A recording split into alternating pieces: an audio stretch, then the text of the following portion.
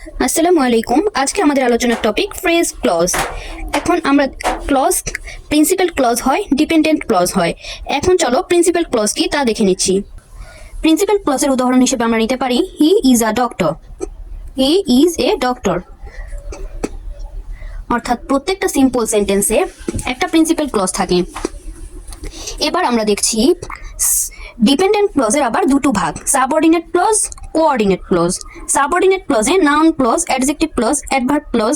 এবার চলো noun clause কি তা দেখে নিচ্ছি।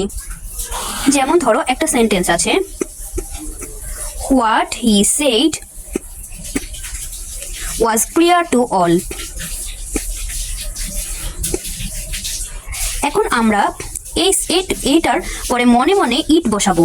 মনে মনে ইট বসিয়ে যদি অর্থ প্রকাশ পায় তাহলে এটা নাউন ক্লজ।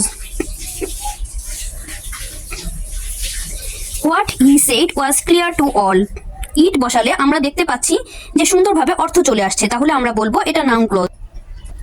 আরেকটা উদাহরণ হিসেবে আমরা নিচ্ছি, I know where he lives.